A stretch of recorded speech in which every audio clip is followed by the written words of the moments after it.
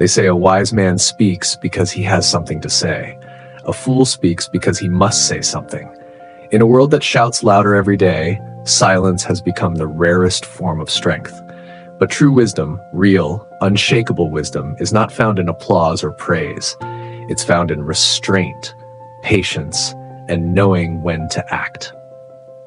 Today's story takes us far away to an ancient kingdom called Illyrian, a land of golden plains, towering castles, and whispers that carried farther than the wind. It's a story about a father and son, and how one young man's quiet decisions changed how an entire kingdom understood wisdom. In the heart of Illyrian stood the Ivory Palace, a fortress of white stone that gleamed beneath the rising sun. Inside its marble halls ruled King Alden the Just, a man known for his sharp tongue and sharper curiosity. At his side served Lord Thane, the kingdom's chief advisor. Thane was the man everyone called the Whispering Mind. He spoke little, yet every word he uttered shaped laws, treaties, and peace itself.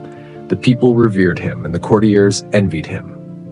Behind his calm demeanor, however, Thane had one deep worry: his son, Leor. At 17, Leor was bright but quiet, too quiet, some said. While other young nobles showed off their skill in swordplay and speech, Leor seemed content to sit under the palace willow trees, carving wood or feeding pigeons by the fountain. Rumors spread, "The minister's son is dull, he stares too much and speaks too little. How can a man of such intellect have a son so simple?" Thane ignored the gossip, but deep down he wondered if the whispers were true. One warm morning, King Alden invited his court to the garden. The king loved riddles, and he especially loved testing his ministers. When Thane approached, bowing deeply, the king's eyes sparkled with mischief. "Lord Thane," the king began, "your wisdom guides this kingdom, yet I cannot say the same for your son." Thane frowned. "Your Majesty?" The king chuckled. "Every dawn, I pass the garden before council. Your boy is always there. Each time I ask him the same question, which is worth more, gold or jade? And every single time he answers jade." The courtiers laughed loudly. "Even peasants know gold is worth more than jade," said Sir Dorian, the captain of the guard. The king grinned. "I like the boy's confidence, but wisdom? I'm not so sure." Thane felt the sting of laughter. His face flushed, but he bowed humbly and said, "Perhaps there is more to it, your Majesty. If you permit me, I shall find out." That evening, Thane found his son sitting beneath the old willow, whittling a small bird from a block of cedar. "Leor," Thane said gently, "the king tells me you call jade more valuable than gold. Why?" Leor looked up with calm eyes. "Because, father, jade feels cooler in my hands. It's smooth. I like it more." "That's not an answer for the king," Thane replied, his voice stern. "The court mocked you today. They think you foolish." Leor smiled faintly. "That's all right. I'm not trying to impress them." Thane sighed. The boy's calmness felt both admirable and infuriating. "Tomorrow," he said, "I want you to speak wisely. Choose your words carefully." Leor nodded, but his gaze wandered back to the small wooden bird. The next morning, the king once again found Leor by the garden pool. As usual, he placed two objects on the stone bench, a gold coin and a jade coin, gleaming under the sun. "Well then," said the king, smiling broadly, "which one is worth more today, boy?" Leor looked at the coins. "The jade coin, your Majesty." The king laughed, picked up the gold one, and left the jade for Leor. The courtiers snickered, and one muttered, "The fool grows richer in jade but poorer in sense." What no one noticed was that Leor's small pouch was already filled with dozens of jade coins, each one earned through this same mistake. In the days that followed, the whispers grew louder. Every servant, every noble, every guard in the palace now had an opinion about Leor's foolishness. Even the children in the streets mimicked the scene. "Which is worth more?" one would say. "Jade," the other would reply, bursting into laughter. Thane endured it all silently, but it gnawed at him. Finally, he called Leor to his chamber. "My son," Thane said, "I have dedicated my life to wisdom. The king trusts me because I see through illusion. But you are being seen as a fool. Why keep answering wrong? Lior bowed. If I told you, father, you might stop me. Try me, Thane insisted. Lior hesitated, then opened a wooden chest at his bedside. Inside lay a small fortune, stacks of jade coins. I could take the gold coin once, Lior said softly, and the game would end. The king would stop asking me, the courtiers would stop laughing, but then, no more coins, no more laughter, no more lesson. Lesson?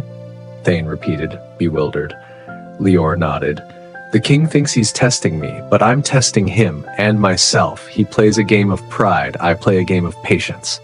Thane stared, speechless. I choose jade, Lior continued, because the world values gold, but I value consistency. Silver, jade, stone, it doesn't matter. What matters is how long I can wait without being distracted by pride. Thane's lips parted slightly. For the first time in years, he realized his son had outgrown his own expectations. Weeks later, King Alden announced a royal feast. All ministers, scholars, and nobles were summoned to celebrate the kingdom's harvest. Wine flowed like rivers, music echoed across the hall, and laughter filled the air. At the height of the evening, the king stood and said, "Let us have a contest. Each man shall tell the wisest truth he knows." One by one, nobles stepped forward, offering clever sayings. Knowledge is power. Fortune favors the bold. The pen is mightier than the sword. The crowd applauded until it was Thane's turn. My wisdom, Thane said calmly, is borrowed from my son. A murmur rippled through the hall. The king laughed. Your son? The boy who values jade over gold? Thane smiled. Precisely, because he has taught me something none of us here seem to understand. The king, amused, decided to put Lior to the test once and for all. Bring the boy, he commanded. Moments later, Lior entered, his expression calm as a moonlit pond. Tell me, said King Alden, what is the worth of silence? The entire hall fell quiet. Lior bowed slightly, then said, More than gold, your majesty, for gold buys only what can be touched. Silence buys the moments that can never be repeated. The hall froze. For the first time, even the courtiers who mocked him were silent, not because they were told to be, but because something about his words stilled their hearts. The king sat back slowly, his eyes thoughtful. The next morning, Sir Dorian, the boastful captain, couldn't bear the boy's sudden fame. He approached Lior in the courtyard. So, the silent sage speaks, Dorian said mockingly. Tell me, boy, if you're so wise, what's stronger, the sword or the mind? Lior smiled faintly. The hand that holds them both. Dorian's grin faded. He walked away in silence, the same silence he once mocked. From that day, people began greeting Lior not as the fool, but as the quiet one. Months passed, and peace settled over Ilarion until one dark day, the neighboring kingdom of Meroth sent a letter of war. The council erupted in fear and debate. Strike first, yelled one general. No, negotiate, cried another. The hall filled with chaos. Through it all, Thane and Lior remained silent. Finally, the king turned to Thane. What do you think, old friend? Thane bowed. I would ask my son. Lior stood, walked to the balcony, and watched the storm clouds gathering above the valley. He turned back and said quietly, Wait 3 days before responding. Let the storm pass, both outside and within this hall. The king hesitated, then nodded. 3 days later, a messenger arrived from Meroth, not with soldiers, but with an apology. The letter of war had been sent by a rebel faction, not the king himself. Ilarion was safe. That evening, the king joined Thane and Lior in the garden. Your patience saved us, the king admitted. Had I acted in anger, blood would have stained these fields. Lior bowed humbly. Sometimes silence is not the absence of sound, but the space where truth can echo. The king smiled. Then perhaps silence is the language of the wise. Years passed. King Alden grew old and weary. On his deathbed, he called for Thane and Lior. To rule, he whispered, requires more than courage. It requires quiet judgment. I have learned that from both of you. He reached for the royal ring and placed it in Lior's hand. Let Ilarion be ruled not by the loudest, but by the calmest mind. And so the boy once mocked as foolish became King Lior the Silent, the wisest ruler Ilarion ever knew. Under Lior's reign, the kingdom flourished. He built schools, reformed laws, and turned the ivory palace into a sanctuary for scholars and philosophers. Yet every morning, he still walked to the same garden bench where his father once questioned him. There, he would place 2 coins, one gold, one jade, and watch the sunrise in silence. When young apprentices asked him, "Your Majesty, why do you do that every day?" Lior would smile and reply, "To remind myself that wisdom is not in choosing the richer coin, but in knowing which one matters more." And when he passed away many years later, a single phrase was carved on his tombstone. He spoke little, but his silence changed the world.